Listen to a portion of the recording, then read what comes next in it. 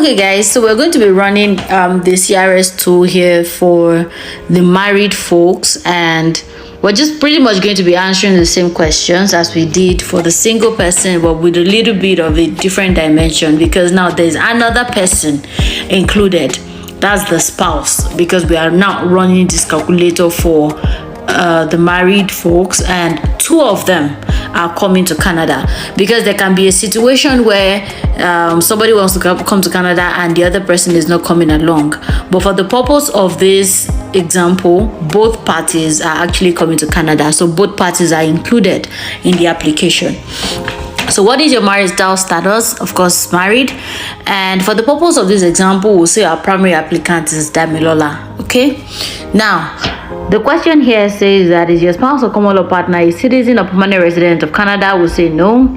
And they're asking Damilola here if the spouse or common law partner will be coming to Canada, and then we'll go ahead to say yes. How old is Damilola? We'll go ahead to say Damilola is 29 years of age. What is Damilola's level of education that he has an evaluation for? And then we'll go ahead to say bachelor's degree. And as Damilola had a Canadian degree or diploma or certificate, here we go ahead to say no. Official languages of Canada, English and French. Now, does Damilola have test results that are 2 years old or less? So we say yes. And it's IELTS, that Damilola has. So here we'll say the test, enter your test scores, and we say Damilola already has the highest band for speaking, highest band for listening, highest band for reading, and highest band for writing. Now, does Damilola have any other language test result? No, because he doesn't speak French. And work experience, does Damilola have any work experience in Canada? No. Okay. In the last 10 years, how many years of work experience does Damilola have? We say 3 years or more. Now, does Damilola have a certificate of qualification from a Canadian province? We say no. And does he have a valid job offer? We say no as well. Does he have a nomination certificate from a province? We go ahead to say no. Now, your spouse or common law partner, do they have at least one brother or sister living in Canada who is a citizen or a permanent resident? We go ahead to say no. Now, what is the highest level of education for which your spouse or common law partner, either has an evaluation for, or has, earned a Canadian degree or diploma or certificate? And they will say, so here, we'll say that no. And what that means is that Damilola is the primary applicant, and the spouse here does not have any certificate that has been evaluated. Okay? So, this is a situation where primary applicant has everything, but the spouse, although coming along, but doesn't really have anything in terms of evaluation or English test. Okay, this is what the first scenario is all about. So this question, 12 years, says in the last 10 years, how many skills or work experience does your common law partner have? We say none. Person doesn't have any foreign work experience. And did your spouse or common law partner take a language test? We say not applicable. They did not take any test. Now let's see what score the CRS tool is going to generate. So here you would see spouse factors here still say 0, because the spouse does not have any of these things, even though they are coming along.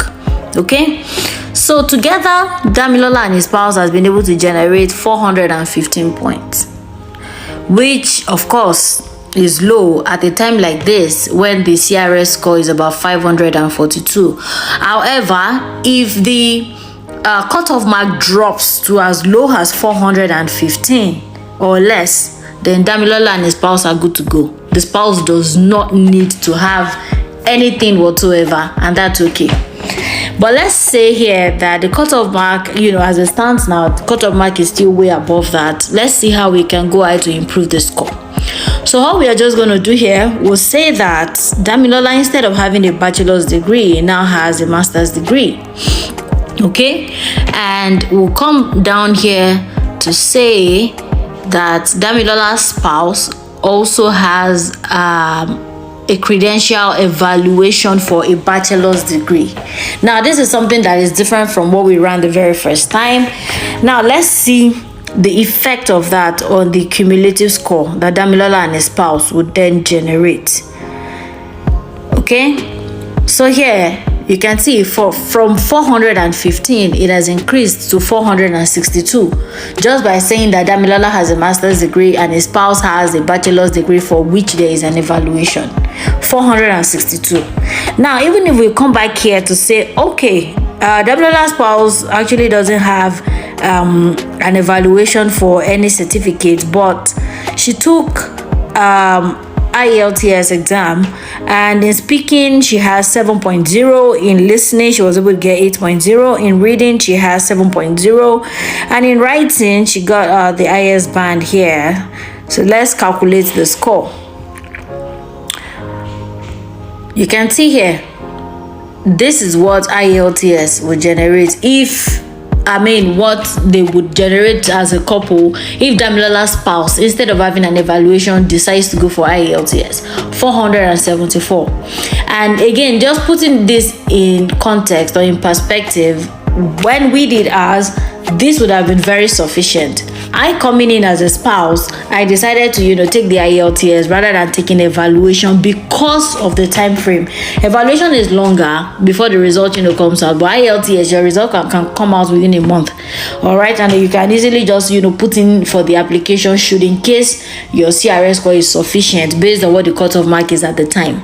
So if the cutoff mark is lower than this, then it's okay for the spouse not to necessarily spend money getting the evaluation done. Person can easily just go in for IELTS and they are good to go. All right, so but again, let's say the total score they have and it's still not enough. Another way to still improve on this score is for the spouse to go ahead here and take the evaluation. Okay, so we're just going to come here to say, all right, Damilola's spouse also has an evaluation for a bachelor's degree because that is what he or she has, and also has IELTS exam results. Let's see what the effect of that would be on the score. You see, so here they have let's see, 482. Just by saying, okay, my spouse also has evaluation for a certificate and also took the IELTS exam, and this is what they have. So if the CRS score, that is the cutoff mark, is within this range, then that's okay as well. But again, putting it in context, based on the July 20th, is it 20th now? Based on the draw that was done in the later part of July, this will still not be sufficient for Damilola and his spouse. And but let's say that again, maybe Damilola's spouse or anybody now has, anybody in Canada, right? Whether Damilola or anybody or the spouse has anybody in Canada, here we'll say yes, they have a permanent resident in Canada, or they have a citizen in Canada. Let's see what the effect of that would be on the score. So now their score has increased to 497. So that is, that's just the way the whole thing works. The more things you're able to say yes to, then the more the scores or the more the points you get. And you only stop when it is now when the CRS score that you have is now sufficient for what you need. But here again, still putting it in the context, 497 is still below 542, which is the cutoff mark that was used in the later July draw. So here, both parties, they would still need something to boost the score, and that would be the provincial nomination certificate, which would now automatically make them a PNP applicant. All right, and so just by clicking yes to that, for Damilola and his spouse, the score increases to 1,082, which is very much sufficient for whatever cutoff mark the express entry draw might have been based on, or will be based on, because 1,082 is a lot of points. Okay, guys, so pretty much that's actually how the CRS calculator works. You just put in your situation as it is, Just answer the questions based on what your current situation is, and the system generates a score for you. Now it is now left to you to know how to improve on that score if what you naturally have is not sufficient for what the cutoff mark is at the time you are putting in for the express entry program. Okay, all right guys, and just like we said, immediately you mentioned or you put a yes to the fact that you have a nomination certificate, which could be as a result of the province singling you out from the pool that, oh, you have a skill that we need, or you applying directly to the province to say, I want to come to this province because I have this skill. That automatically makes you a PMP applicant, but you're going to get additional 600 points, which is usually a massive boost, when it comes to gathering CRS score for yourself. So basically, that's how the comprehensive ranking system tool works. And this can actually be, done by anybody just to see what your current situation is. And if with what I have right now, will I be able to qualify to, qualify for the express entry program to get the ITA or not, based on the experience I have now, how old I am. And it is worthy of note to say that if after you run the program and you have, let's say, a cumulative score of 450 this year, for every single year that meets you in the pool, your score is going to be dropping, because we also mentioned that the older you get, then the more the points you lose. Okay, so if your total point stands at 450, for example, and you're in the pool and you haven't received the ITA, if the next year meets you in the pool and you're already above 30, your score from 450 would definitely drop to, it would drop. I don't know what it's going to drop to, but it's definitely going to drop from 450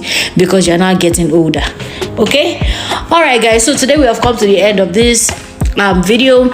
Thank you very much again. Please, if you haven't subscribed to this channel, definitely and absolutely click on the subscribe button, and don't forget to share this with anybody who you think might be interested, or anybody who you think that this might be of help or assistance to. Thank you very much guys. See you.